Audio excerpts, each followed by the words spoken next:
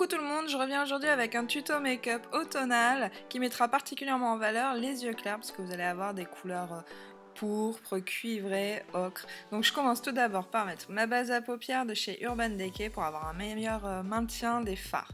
Ensuite j'enchaîne avec mon fard de transition. Donc ici j'ai opté pour un bois de rose que je vais appliquer avec un gros pinceau fluffy dans mon pli palpébral. Ça va permettre en fait d'avoir une meilleure transition justement avec les fards qu'on va appliquer après et que ce soit plus facile après à flouter. Donc j'oublie pas de faire la jonction avec mon ras de cils inférieur, toujours, parce que comme ça quand vous regardez de profil, on voit qu'il y a une jonction qui est faite dans le coin externe, sinon si vous faites pas le lien entre le haut et le bas, c'est pas très joli. Je prends ensuite un fard à paupières, donc un ocre on va dire, oui un genre de ocre, que j'applique avec un pinceau plat sur toute ma paupière mobile par petits tapotements. Donc surtout ne lissez pas sinon vous allez avoir des chutes de fard, tapotez vos fards et après vous venez l'estomper comme d'habitude avec un gros pinceau fluffy ou estompeur, comme vous voulez c'est la même chose. Donc on estompe bien avec des mouvements de va-et-vient. Je fais ensuite le raccord sous mon œil en fait, sous mon ras de cils inférieur. Et pareil, j'estompe, donc j'applique, j'estompe, j'applique, j'estompe. Pour pas avoir un effet d'œil avec la myxomatose, je vais venir intensifier avec un fard un petit peu plus foncé. Donc toujours pareil, je l'applique avec mon pinceau plat et ensuite je viens estomper. Mais là sur mon pinceau estompeur, j'ai rajouté un petit peu de matière pour donner de l'intensité en même temps que j'estompe. Encore une fois, on n'oublie pas le ras de cils inférieur, donc on estompe bien pour un regard fumé. Je prends ensuite un fard à paupières noir mat, donc on me pose souvent la question, privilégier un fard mat pour faire ça, parce qu'en fait on va essayer de donner de la profondeur au regard et essayer d'intensifier le maquillage.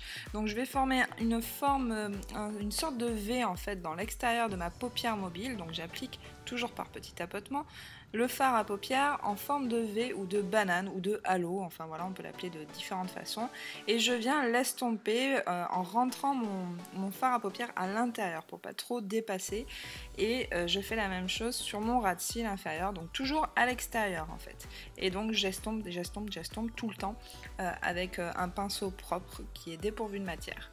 J'enchaîne ensuite avec mes star powder, vous savez que je suis une fan des star powder, je trouve que ça finalise bien le maquillage. Donc là c'est pareil, il faut absolument tapoter, donc vous n'avez pas besoin d'un spray fixateur, les star powder tiennent tout seuls, c'est pas comme les paillettes. Donc on tapote et on réintensifie petit à petit et ça tient toute la journée, ça fait vraiment son effet, c'est super joli.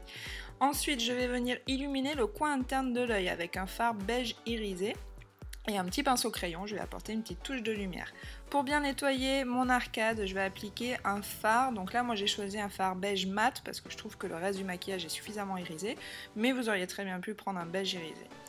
Ensuite, on termine avec l'eyeliner. Donc c'est très important parce que c'est un maquillage, disons dans des couleurs rouges, donc peut-être pas forcément facile à porter. Donc l'eyeliner, en fait, ça va permettre de donner un petit peu plus d'intensité et de profondeur au regard et un regard peut-être un petit peu moins malade. Voilà, de toute façon, je vous ferai un tuto prochainement sur la pose de liner. Je mets ensuite un crayon brun dans ma muqueuse et je termine avec mes faux cils, comme d'habitude les eyelures. Mais c'est pareil, si vous le voulez, je vous ferai un tuto sur la pose de faux cils prochainement.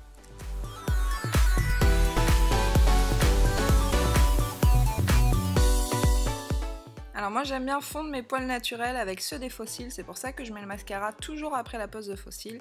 Et donc là j'ai utilisé le cil sensationnel de Maybelline. Puis je viens redonner un peu de vie à mon visage avec le blush, donc là j'ai choisi le même bois de rose que j'avais utilisé au tout début de ce tuto en fard de transition sur la paupière. L'avantage avec les fards chez Make Up For Ever, enfin les anciens parce que maintenant c'est les artistes shadow, on peut les utiliser aussi bien en fard à joues que fard à paupières. Voilà, donc ensuite j'enchaîne avec un crayon à lèvres, donc là c'est l'Aqualip de chez Make Up For Ever que j'applique en contour des lèvres et que je viens estomper à l'intérieur de la bouche pour avoir un rendu plus uniforme et un meilleur maintien. Je prends ensuite ce rouge à lèvres mat qui est de chez Bourjois, je crois bien, je vous mettrai ça en barre d'infos de toute façon, et je l'applique sur tout le reste de ma bouche. Pareil, j'ai choisi d'avoir du mat sur les lèvres, je trouve que ça finalise bien. Voilà, le tuto est terminé, j'espère que ça vous a plu. N'hésitez pas à mettre un petit pouce en l'air si c'est le cas. Je tenais aussi à remercier Amy Makeup Pro de la chaîne Amy, elle saura pourquoi. En attendant, je vous dis à bientôt pour une prochaine vidéo. Ciao ciao!